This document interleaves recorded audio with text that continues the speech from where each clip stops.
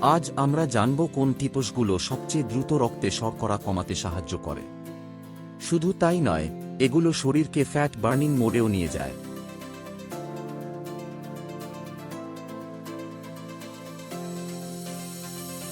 এক, high intensity interval training বা সংক্ষেপে হেড।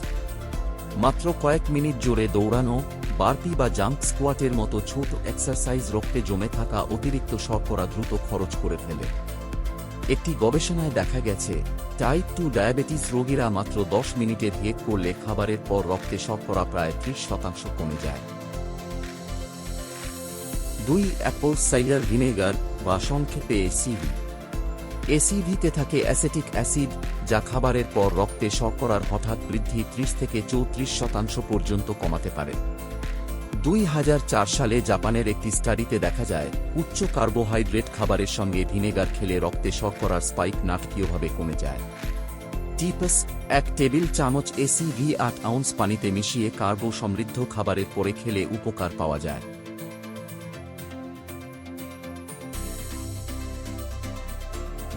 3, প্রাকৃতিক সাপ্লিমেন্ট। বারবেরিন, যাকে বলা হয় ন্যাচারাল মেটফর্মিন, মেটফর্মিনের মতো কার্যকর, কিন্তু পার্শ্ব প্রতিক্রিয়া নেই। ন্যাক বা N-অ্যাসিটাইলসিস্টেইন অক্সিডেটিভ স্ট্রেস কমায়, ফলে অতিরিক্ত শর্করা কোষে ভালোভাবে ব্যবহার হয়। আলফা লিপোইক অ্যাসিড স্নায়ুর ক্ষতি মেরামত করে। আর ভিটামিন B1 চিট মিলের পরে অস্থিরতা বা দুশ্চিন্তা কমায়।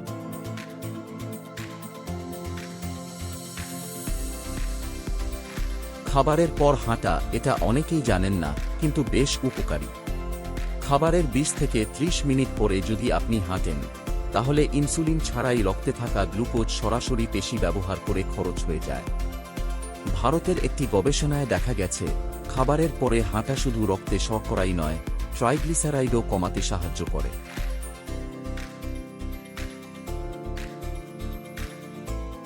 এখন কথা বলি পটাশিয়াম আর ম্যাগনেসিয়াম নিয়ে। পটাশিয়াম, এটা গ্লুকোজ লিভার ও পেশিতে সঞ্চয় করতে সাহায্য করে। যদি পটাশিয়ামের ঘাটতি হয়, তাহলে প্যানক্রিয়াস অতিরিক্ত ইনসুলিন উৎপাদন করে। আর ম্যাগনেসিয়াম, এটি ইনসুলিন উৎপাদনকারী কোষের কার্যকারিতা বাড়ায়। প্রায় সব ডায়াবেটিস রোগীর মধ্যেই এর ঘাটতি দেখা যায়। 6 নম্বর হচ্ছে কেটোন সাপ্লিমেন্ট। আমাদের মস্তিষ্ক শুধু গ্লুকোজ নয়, কেটোন দিয়েও চলে। কেটোন সাপ্লিমেন্ট নিলে ব্রেইনের গ্লুকোজ চাহিদা কমে যায়, ব্রেইন ফগ কমে এবং প্রদাহ হ্রাস পায়। 7 নম্বর হচ্ছে সি সল্ট ওয়াটার। স্ট্রেস জনিত ব্লাড সুগার স্পাইক ঠেকাতে সাহায্য করে। রাতে ঘুমানোর আগে 1 গ্লাস পানিতে অল্প সি সল্ট মিশিয়ে খেলে শরীর শান্ত হয় এবং ঘুম ভালো হয়।